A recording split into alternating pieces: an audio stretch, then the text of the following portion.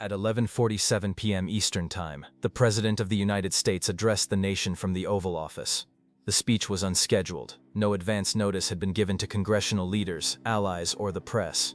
The camera showed President Trump seated at the resolute desk, hands folded, expression controlled. Behind him, barely visible in the frame, stood a military aide holding a black leather briefcase, the nuclear football. The president spoke for less than 3 minutes. His tone was calm, measured, almost clinical. There was no visible anger, no raised voice, no theatrical gestures. What he said was delivered as a statement of fact, not a threat requiring emphasis. For 6 months, the United States has exercised restraint in the face of Iranian aggression.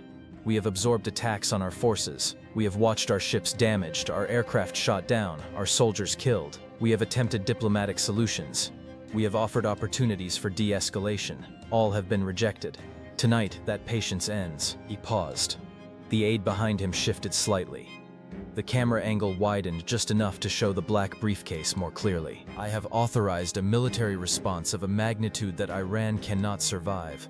Not a strike on military targets, not a campaign to degrade capabilities, a response designed to end the threat permanently and completely. An entire civilization will cease to exist tonight, and it will never be replaced. There will be no rebuilding, no recovery, no future. This is not a warning. This is a notification. The broadcast ended. No questions were taken. The president stood, the aide followed, and they left the frame. Within seconds, every major news network was in crisis mode. Anchors struggled to process what had just been said. Analysts were called in from home. Former government officials were contacted for comment.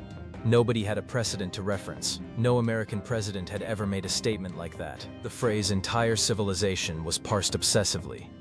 Did he mean the Iranian government, the military, or the country itself, its cities, its population? The use of "tonight" suggested immediate action. The statement that it would never be replaced implied total destruction. And the word civilization carried a weight that extended beyond military or political structures. It meant people, culture, history, everything. At 11:52 p.m., 5 minutes after the broadcast ended, the chairman of the Joint Chiefs of Staff issued an alert to all combatant commands. The United States Strategic Command, responsible for nuclear forces, was directed to elevate readiness to DEFCON 2. Defense Condition 2, known as Fast Pace, is the second highest alert level in the U.S. military's readiness system. It has been activated only once before, during the Cuban Missile Crisis in 1962. DEFCON 2 means armed forces are ready to deploy and engage in less than 6 hours. Nuclear bombers are fueled and armed. Missile silos are on high alert. Submarine crews are at battle stations. The entire strategic arsenal is prepared for launch on orders from the National Command Authority, which is the President. At Whiteman Air Force Base in Missouri, 3 B-2 Spirit stealth bombers were already moving toward the runway. Ground crews had been working for the past hour, loading weapons into the internal bomb bays. Each B-2 can carry 16 B-83 nuclear gravity bombs. Each B-83 has a maximum yield of 1.2 megatons. A single bomber, fully loaded, carries more destructive power than was used in all of World War II combined. The bombers took off at 12:14 a.m., one after another, disappearing into the night sky. Their destination was not announced. Their flight path was classified. Aerial refueling tankers were positioned along multiple possible routes, ready to extend the bombers' range indefinitely. The message was clear. These aircraft could reach any target on the planet. In the Pentagon Situation Room, senior military officials convened an emergency session. The Secretary of Defense, the Chairman of the Joint Chiefs, and commanders from each service branch were present.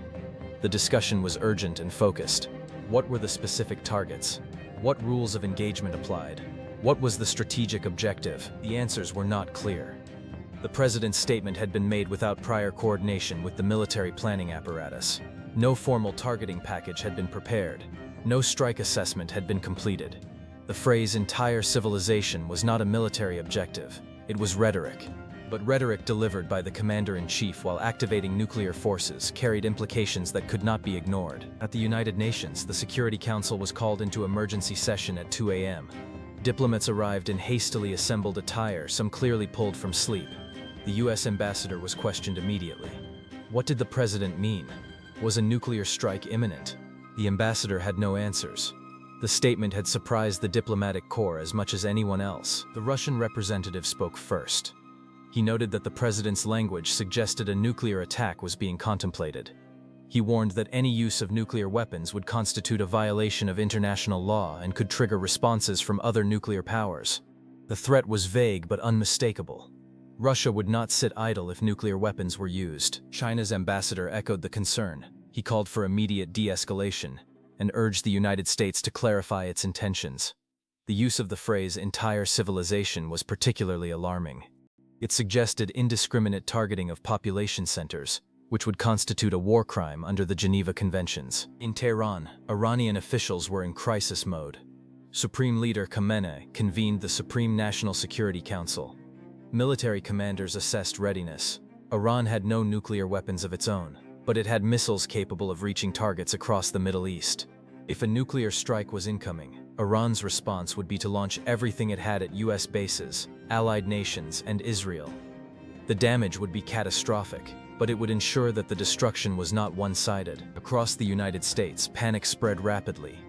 Within an hour of the president's statement, social media platforms were overwhelmed with speculation, fear, and misinformation. Hashtags related to nuclear war trended globally.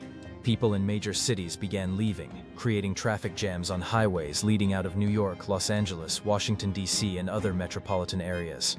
Gas stations ran out of fuel. Grocery stores were emptied of non-perishable food within 3 hours. The panic was not irrational.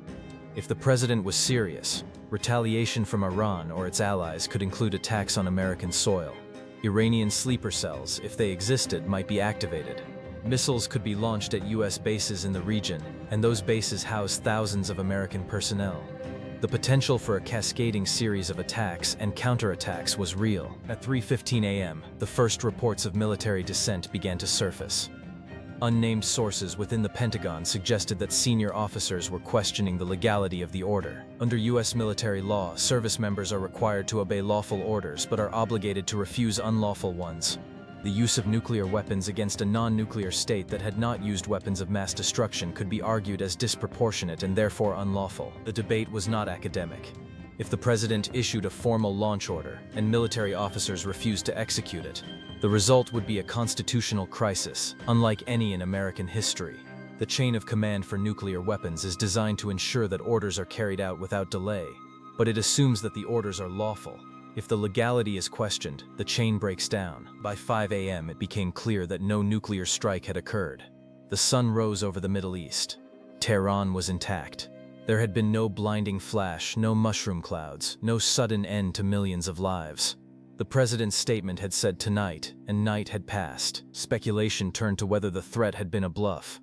Some analysts argued that the president had been engaging in psychological warfare, attempting to force Iran into submission through fear.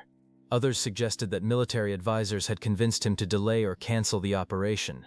Still others believed that someone in the chain of command had simply refused to carry out the order. No official clarification was provided. The White House issued no follow-up statement. The president did not appear publicly.